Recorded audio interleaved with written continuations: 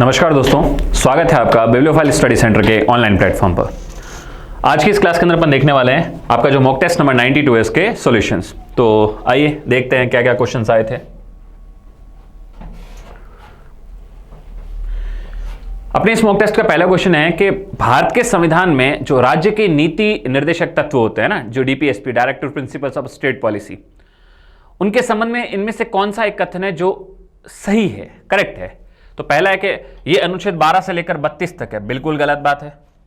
एक सेकंड रुको ना, ये तो एकदम बिल्कुल ही क्या है दोस्तों, ये तो एकदम बिल्कुल ही गलत बात है। अब सर कैसे? देखो ये बिल्कुल गलत ऐसे है कि हमारे जो डीपीएसपी, जो मैं शॉर्ट में बोला ना, राज्य के नीति निर्देशक तत्व, directive principles of state policy, तो ये हमारे संविधान के दोस्तों भाग 3 में, भाग 4 सॉरी नॉट 3, भाग 4 में कहां से कहां तक है दोस्तों? ये है आपके भाग 4 में आर्टिकल 36 से लेकर आर्टिकल 51 तक, है ना, 36 से 51 तक। तो पहली बात तो 12 से 32 तक है नहीं, गलत। अगला, एक बार बी को छोड़ो, एक बार फिर बी पे वापस आता हूं मैं। They are enumerated in part 2 of the constitution, नहीं, मतलब ये संविधान के भाग 2 के अंदर है, बिल्कुल भी नहीं है दोस्तों। तो ये वाला स्टेटमेंट भी क्या हो गया, गलत हो गया। ठीक है, अगला, इसको एक बार इसको ऊपर की तरफ ले जाते हैं। अब दिख रहा होगा आपको क्वेश्चन, है ना? ठीक है, हाँ, तो ये भी गलत, ये भी गलत, ये वाला स्टेटमेंट भी गलत, ये वाला भी गलत। अगला है, इसे सोवियत संघ से लिया गया, बिल्कुल नहीं, ये गलत है। क्यों? क्योंकि डीपीएसपी को दोस्तों कहां से लिया गया है? Directive principles of state policy को, इसको दोस्तों आयरलैंड से लिया गया है। कहां से लिया गया है इसको दोस्तों आयरलैंड से लिया गया है। बस खत्म, कुछ भी नहीं। तो अब एक ही ऑप्शन बच गया दोस्तों, कौन सा? बी। अगर आपको ये लाइन नहीं भी समझ में आती ना, तो भी दोस्तों कई बार अपन ऑप्शन गलत करके भी, एलिमिनेट करके भी उत्तर लेके आ सकते हैं, आराम से लेके आ सकते हैं। हाँ, अब अगला क्या है कि संविधान की नवीन विशेषता के रूप में वर्णित। हाँ, बिल्कुल सही बात है, हमारे संविधान की एक विशेषता है, जिसमें से होता क्या, डीपीएसपी जनरली सरकारों को एक तरीके से एडवाइज किया जाता है ना, चाहे राज्य सरकार हो, चाहे अलग अलग राज्यों की सरकार हो, चाहे केंद्र सरकार हो। डीपीएसपी में ये बताया गया है कि आप किस तरीके से शासन करोगे। अब वो मानना है या ना मानना है, वो उन सरकारों को डिपेंड करता है, क्योंकि डीपीएसपी कोई एकदम बाध्यकारी नहीं है कि कंपल्सरी नहीं है, उसको फॉलो करना ही करना है। डन? ओके, नेक्स्ट अगला देखो। इनमें से क्या सरकारी बजट का एक उद्देश्य है? एक सरकारी जो बजट है उसका क्या एक उद्देश्य है?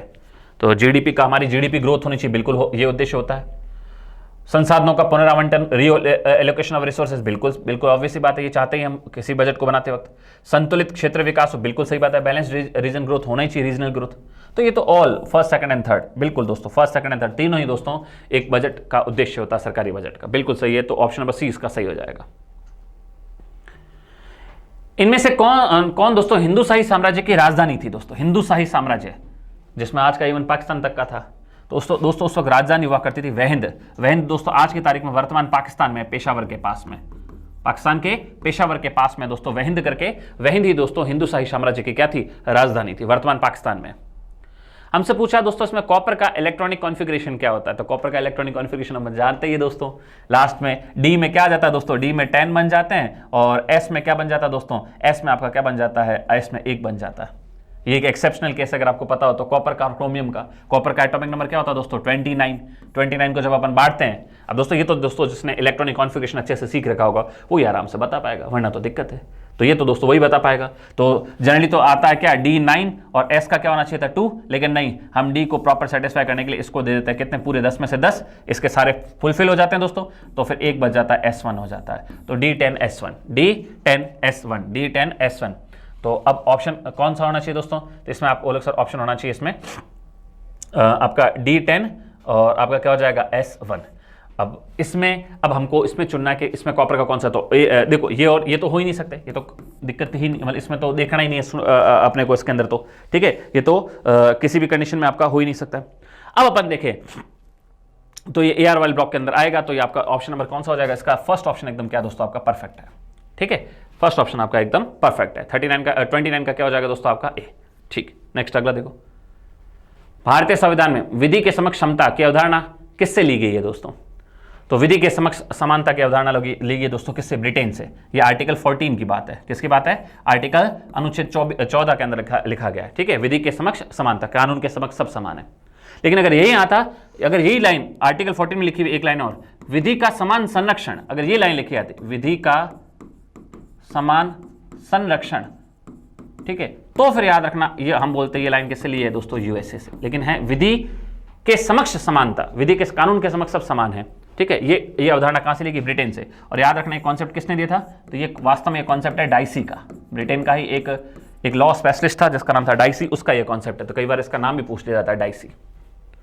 नेक्स्ट अगला देखो, भारत सरकार के सामाजिक न्याय एवं अधिकारिता मंत्रालय के अनुसार वर्ष 2004-5 में छत्तीसगढ़ में गरीबी रेखा से नीचे जीवन जीने वालों की जनसंख्या का प्रतिशत क्या था। तो दोस्तों ये तो एक ओल्ड आपका पुराना क्वेश्चन है और इसमें इसका उत्तर हो जाएगा आपका 40.9%। ये तो पुराना एक फैक्चुअल क्वेश्चन है दोस्तों, इसके फ्यूचर में आने के चांस कम है। 16 जुलाई 1929 को स्थापित कौन सा संगठन था जिससे पहले imperial council of agriculture research के नाम से जाना जाता था, लेकिन बाद में इसको भारत में कृषि अनुसंधान और शिक्षा का प्रभारी के रूप में देखा जाता है।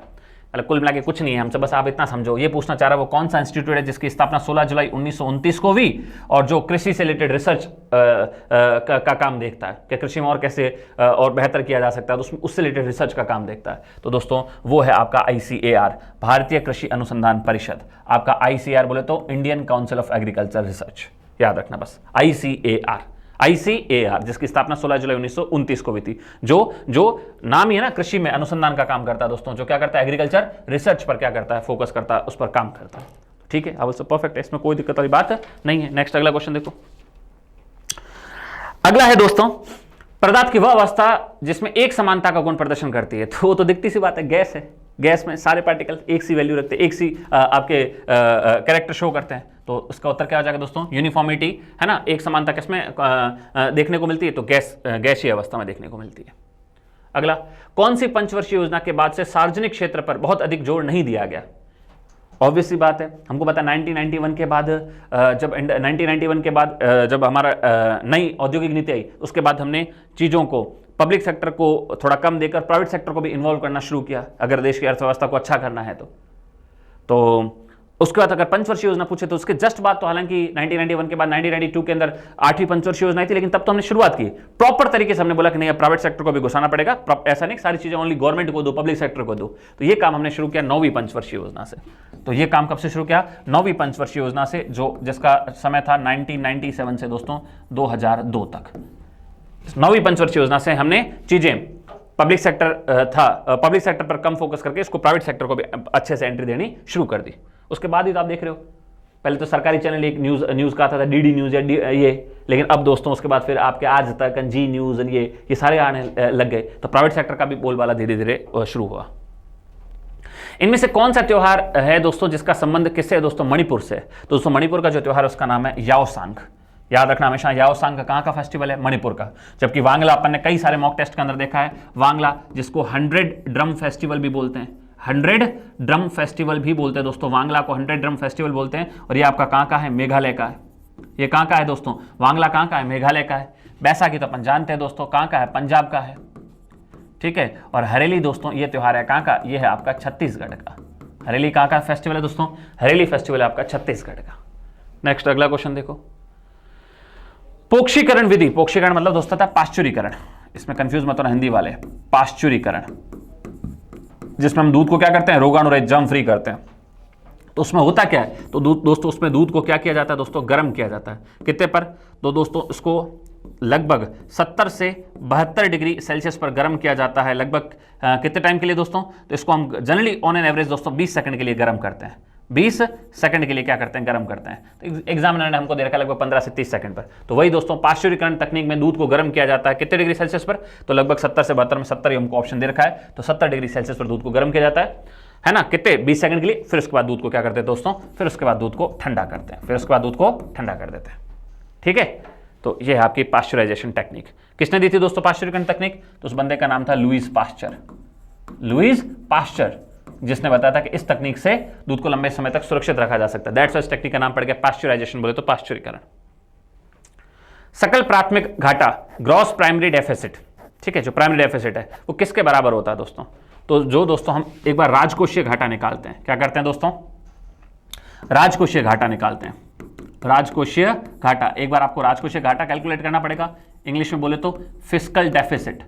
फिस्कल डेफिसिट कैलकुलेट करना पड़ेगा, उसमें से दोस्तों घटा दो, माइनस कर दो, किसको, जितना हमने ब्याज का क्या किया है दोस्तों, भुगतान, ब्याज का क्या किया है दोस्तों, भुगतान, पेमेंट ऑफ इंटरेस्ट।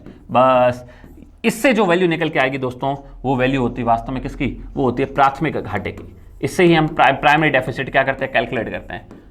ठीक है, सकल मतलब पूरा का पूरा। तो प्राथमिक घाटा कैसे कैलकुलेट किया जाता है, एक बार राजस्व नहीं, राजकोषीय, इंग्लिश में बोलते फिस्कल डेफिसिट, उसमें से अगर ब्याज का भुगतान माइनस कर दिया तो आपका प्राथमिक घाटा आ जाएगा। अब ये ऑप्शन दोस्तों किस में दे रखा है, ये ऑप्शन दे रखा है ऑप्शन नंबर सी में, कि राजकोषीय घाटे में से ब्याज के भुगतानों का अंतर मतलब माइनस कर दो, तो यही दोस्तों होता है आपका। तो ऑप्शन नंबर सी इसका क्या हो जाएगा, करेक्ट आंसर हो जाएगा। Difference between gross fiscal deficit and interest payment, option number C इसका परफेक्ट उत्तर हो जाएगा। नेक्स्ट अगला देखो, इनमें से भिन्न विकल्प को पहचानिए। ये एक तरीके से रीजनिंग का क्वेश्चन हो गया कि इनमें से अलग जो है आपका उसको छाटो क्या है। ठीक है, तो दोस्तों सबसे पहला है इंट्रिंसिक वैल्यू। ठीक है, नैच मूल्य, ये तो किसी को समझ भी नहीं आएगा, पता नहीं क्या ही पूछ लिया इंग्लिश में भी ना हिंदी में भी। दोस्तों इंट्रिंसिक वैल्यू का मतलब होता है कोई भी आपके कोई कंपनी हो या कोई भी प्रोडक्ट हो या कोई भी स्टॉक हो, उसकी जो एक वैल्यू हम कैलकुलेट करते हैं या अनुमान लगाते हैं, उसी को बोलते हैं उसकी इंट्रिंसिक वैल्यू। तो किसी भी कंपनी या एसेट मतलब परिसंपत्ति या फिर आप बोल दो प्रोडक्ट, किसी भी चीज की अनुमानित मतलब एंटिसिपेटेड भी हो सकती है या कैलकुलेटेड भी। कैलकुलेटेड जो वैल्यू हम निकालते हैं, जो वैल्यू होती है वो एक तरीके से कहलाती है इंट्रिंसिक वैल्यू। मतलब किसी भी चीज की, कोई भी प्रोडक्ट वगैरह की जो अनुमान लगा के या हमने कैलकुलेट करके जो एक मूल्य निकाला है वो कहलाती है उसकी इंट्रिंसिक वैल्यू। ठीक है, अगला वर्ड है गारंटी ऑफ इशूइंग अथॉरिटी। कोई बॉन्ड वगैरह जारी कर रहा है, उसके बदले में गारंटी वगैरह जारी करने वाला इशूअर। फिएट मनी मतलब होता है दोस्तों सरकार के आदेश के द्वारा जारी की जाने वाली मुद्रा, जैसे आप मार्केट में नोट वगैरह देखते हैं ना, वो सब फिएट मनी कहलाती है। और लीगल टेंडर तो अपन जानते हैं, किसी भी चीज की जो दोस्तों लीगल करेंसी या कोई भी लीगलाइज कोई भी अथॉरिटी से जारी हुआ कोई भी बॉन्ड वगैरह वो होता है। तब इनमें से अलग क्या है दोस्तों, तो सबसे अलग है दोस्तों ए आपका। ये तो एक तरीके की वैल्यू है, बाकी सब कोई ना कोई क्या है दोस्तों, बाकी सब अगर आप देखोगे तो बाकी कोई ना कोई एक तरीके की मनी वगैरह है, ऐसी कोई चीज है, कैश है, कहीं सरकार के द्वारा जारी की जाने वाली मुद्रा है या कोई बॉन्ड है, इस तरह है। जबकि ये किसी भी चीज का एक वैल्यू है, ये किसी भी चीज की क्या है, वैल्यू है। तो इन चारों में दोस्तों ये सबसे क्या है, अलग है, ये सबसे क्या है, अलग है। नेक्स्ट अगला देखो, भारतीय राष्ट्रीय कांग्रेस के किस अधिवेशन में दोस्तों पूर्ण स्वराज की घोषणा की गई। हम सब पढ़ रहे हैं दोस्तों 1929 का जो दोस्तों लाहौर अधिवेशन हुआ था, किसका, कांग्रेस का, जिसकी अध्यक्षता किसने की थी दोस्तों, जिसकी अध्यक्षता की थी जवाहरलाल नेहरू ने इसकी अध्यक्षता की थी। उसी के अंदर बोला गया कि अब हमें क्या चाहिए दोस्तों, पूर्ण स्वराज चाहिए। तो पूर्ण स्वराज की मांग किस अधिवेशन में की गई थी, लाहौर अधिवेशन में। कब हुआ था, 1929 में। अध्यक्षता किसने की थी, जवाहरलाल नेहरू ने। नेक्स्ट अगला देखो, मणिपुरी जो शास्त्रीय नृत्य है उसके संबंध में से कौन सा स्टेटमेंट सही है। तो पहला है कि लाई हराउबा मणिपुरी नृत्य की सबसे पुरानी शैली है, ये बिल्कुल एकदम सही बात है।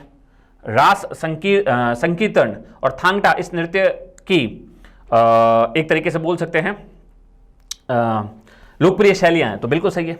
रास और संकीर्तन और थांगटा, ये सब, थांगटा याद रखना, थांगटा के संबंध किससे, मणिपुरी से ही है, तो मणिपुरी डांस सही है। तो ये दोनों स्टेटमेंट सही है। मणिपुरी नृत्य की उत्पत्ति जैन पारंपरिक नृत्य शैली से हुई। नहीं, लेना देना नहीं, जैनों का क्या लेना, मणिपुर में कौन जाएंगे जैन, वहां को लेना देना, तो जैन आते ही मणिपुर और जैन का क्या लेना देना आपस में। तो ये स्टेटमेंट क्या हो गया दोस्तों, गलत हो गया। तो ए और बी, ऑप्शन नंबर दोस्तों बी आपका परफेक्ट हो जाएगा, ए एंड बी। राष्ट्रीय विज्ञान अकादमी कहां पर है, तो राष्ट्रीय विज्ञान अकादमी है दोस्तों आपके इलाहाबाद में। कहां पर है दोस्तों, इलाहाबाद में। इलाहाबाद जिसको अपन आज की तारीख में जानते हैं किसके नाम से, प्रयागराज के नाम से। किसके नाम से, प्रयागराज। अब इतनी बुद्धि होगी, इलाहाबाद या प्रयागराज कहां पर है दोस्तों, यूपी के अंदर। कहां पर है, यूपी में। तो उत्तर क्या हो जाएगा, नेशनल आपकी साइंस एकेडमी या एकेडमी ऑफ साइंसेज या राष्ट्रीय विज्ञान अकादमी कहां पर है, तो उत्तर आ जाएगा कहां पर है दोस्तों, ये है आपके उत्तर प्रदेश में। अगला है डेविड रिकार्डो, जो अपन इकोनॉमिक्स के अंदर पढ़ते हैं। तो उसने बताया कि उच्च घाटे की स्थिति के दौरान, है ना, करारोपण जो टैक्स है और जो ऋण ग्रहण है, जो लोन लिया है ना, तो व्यय के लिए खर्च करने के लिए क्या है दोस्तों, तो ये सब आपस में इक्विवेलेंट दोस्तों क्या होते हैं, समतुल्य आपके क्या है, समतुल्य वित्त साधन है। अरे भाई उच्च घाटे, डेविड रिकार्डो क्या करा है, जब घाटे की स्थिति हो तो उस वक्त सरकार क्या करती है, जनता पर ज्यादा टैक्स लगा के, भाई सरकार को पता चला कि हमारे पे घाटा ज्यादा हो गया, पैसों की जरूरत ज्यादा है, तो सरकार क्या करेगी, ज्यादा उस वक्त एक तो क्या लगाएगी, टैक्स लगाएगी, और बाहर से क्या लेगी, लोन लेगी। इन सबसे दोस्तों घाटे से उबरने की कोशिश करेगी। तो हमसे क्वेश्चन ये पूछना चाह रहा है कि उच्च घाटे के दौरान सरकार द्वारा टैक्स वैक्स ज्यादा लगाना या ऋण ग्रहण, लोन वगैरह लेना, ये सब किस तरह के वित्त साधन है? तो ये सब दोस्तों कहलाते हैं समतुल्य, इक्विवेलेंट। आपके क्या कहलाते हैं दोस्तों? इक्विवेलेंट मीन्स ऑफ स्पेंडिंग, बोले तो समतुल्य वित्त साधन कहलाते हैं। तो उत्तर क्या हो जाएगा दोस्तों? आपका ऑप्शन नंबर क्या हो जाएगा? सी। हिमनद प्रवाह द्वारा उत्कीर्ण की गई पहाड़ियों की एक अंडाकार आकार की श्रृंखला का नाम बताइए। कुछ नहीं है दोस्तों, जो बड़े पहाड़ों से दोस्तों जो बड़ी बड़ी बर्फ की सी नदियां निकलती है, जिसको अपन हिमनद कहते हैं, ग्लेशियर्स कहते हैं। तो वो जो दोस्तों अंडाकार बीच में जो शेप क्रिएट करती है दोस्तों, है ना, उसको कहते हैं क्या दोस्तों? उसको कहते हैं ड्रमलेंस। क्या कहते हैं दोस्तों? इसको कहते हैं क्या? उसको कहते हैं ड्रमलेंस। अगला, इनमें से कौन सा सिंधु नदी का उद्गम स्थल है? तो हम सब अच्छे से जानते हैं दोस्तों, ये अगर इंडिया है, ठीक है, तो उसमें दोस्तों एक पर्वतश्रेणी, लद्दाख पर्वतश्रेणी, जो आगे जाती है, कहां तक जाती है दोस्तों? तिब्बत तक। तो तिब्बत में दोस्तों, तिब्बत में इसी लद्दाख पर्वतश्रेणी का नाम है कैलाश पर्वत। क्या नाम है दोस्तों? कैलाश पर्वत श्रेणी। और इसी कैलाश पर्वत श्रेणी में दोस्तों एक झील पड़ती है जिसका नाम है मानसरोवर झील। क्या नाम है? मानसरोवर झील। और ये मानसरोवर झील पर ही दोस्तों एक ग्लेशियर बनता है, एक ग्लेशियर है, एक बर्फ का बड़ा सा टुकड़ा है, उसका नाम है बोखरचू ग्लेशियर। क्या नाम है? बोखरचू ग्लेशियर। यहां से दोस्तों निकलती है आपकी कौन सी नदी? सिंधु। सबसे पहले लद्दाख, फिर जम्मू कश्मीर, फिर पाकिस्तान में आते हुए इधर अरब सागर नदी गिर जाती है। तो हमसे पूछा सिंधु नदी का उद्गम स्थल कौन सा है? पर्वत के हिसाब से पूछते तो कैलाश पर्वत उत्तर आता, झील के हिसाब से बोलते तो मानसरोवर झील, लेकिन ग्लेशियर के हिसाब से बोला तो इसका उत्तर आएगा दोस्तों क्या? बोखरचू ग्लेशियर। जबकि चेमयुंगडांग ग्लेशियर यही है कैलाश पर्वत श्रेणी में, यहां से निकलती है ब्रह्मपुत्र नदी। क्या? ब्रह्मपुत्र नदी। तो एग्जामिनर अगर हमसे पूछता ब्रह्मपुत्र नदी का इसमें से उद्गम स्थल कौन सा है, तो हम बोलते हैं चेमयुंगडांग ग्लेशियर। ठीक है, गंगोत्री ग्लेशियर तो भागीरथी नदी निकलती है, ये सारी है। डन है क्या? तो हमसे पूछा सिंधु नदी का उद्गम स्थल कौन सा है, तो उत्तर आएगा दोस्तों बोखरचू ग्लेशियर। अगला क्वेश्चन, अक्टूबर 2024 में नासा ने बृहस्पति और उसके कौन से चंद्रमा की जांच के लिए एक अभूतपूर्व मिशन शुरू किया जो कि पृथ्वी से परे जीवन की खोज में प्रमुख स्थानों में से क्या है दोस्तों? आपका एक है। क्लियर है? जो पृथ्वी से परे प्रमुख स्थानों में से दोस्तों क्या है? आपका एक है। तो ये है दोस्तों, ये एक फैक्ट है दोस्तों, इसमें आपको याद रखना पड़ेगा। उसका नाम है दोस्तों यूरोपा। क्या नाम है उसका? उसका नाम है दोस्तों यूरोपा। अगला, तानिया हेमंत जो हाल ही में खबरों में थी, उनका संबंध किस गेम से? तो दोस्तों तानिया हेमंत का संबंध है बैडमिंटन से। किससे है दोस्तों? बैडमिंटन से। अक्टूबर 2024 में दोस्तों ITU, WTS A24 और IMC 24 के मौके पर अंतरराष्ट्रीय 6G संगोष्ठी का उद्घाटन किसने किया? फैक्ट है दोस्तों, इनका उसका उद्घाटन किया दोस्तों ज्योतिरादित्य सिंधिया ने। किसने किया दोस्तों? ज्योतिरादित्य सिंधिया ने किया। अगला, अंतर संसदीय संघ की 149वीं सभा में भारतीय प्रतिनिधिमंडल का नेतृत्व किसने किया था? जो आपकी अंतर संसदीय है ना, कौन सी व्यवस्था, कौन सा है दोस्तों? तो ये आपकी अब एक बुद्धि लगाओ, और कुछ करने की जरूरत ही नहीं है। ये मीटिंग किसके बीच में थी दोस्तों? अंतर संसदीय थी, मतलब पार्लियामेंट। तो पार्लियामेंट में दो हाउस है, लोकसभा राज्यसभा। और लोकसभा के हेड कौन होते हैं दोस्तों? लोकसभा का स्पीकर वो कौन है? ओम बिरला। राज्यसभा का कौन होता है दोस्तों? राष्ट्रपति, सॉरी उपराष्ट्रपति। तो उपराष्ट्रपति जगदीप धनखड़ का तो इसमें नाम है नहीं, तो ऑब्वियस सी बात है, तो फिर कौन गए होंगे? लोकसभा के हेड। तो लोकसभा के हेड कौन है दोस्तों? ओम बिरला। तो इसका उत्तर क्या हो जाएगा? इसका उत्तर हो जाएगा दोस्तों ओम बिरला। क्या हो जाएगा दोस्तों? ओम बिरला। भारतीय रेलवे बोर्ड ने ट्रेनों की अग्रिम बुकिंग की समय सीमा है ना 120 दिन से घटाकर कितने दिन अब कर दी है? मतलब हम कितने दिन पहले दोस्तों है ना रेलवे के अंदर अपनी टिकट को बुक कर सकते हैं? तो पहले तो दोस्तों 120 दिन था, अब इसको घटाकर बोल दिया अब ओनली 60 दिन पहले हम कहीं की टिकट बुक कर सकते हैं। 60 दिन मतलब 2 महीने पहले, 2 महीने पहले हम टिकट बुक कर सकते हैं। 60 दिन आ जाएगा इसका उत्तर। क्लियर है? तो मुझे लगता नहीं इसमें अब आपको 1% भी कोई दिक्कत होनी चाहिए।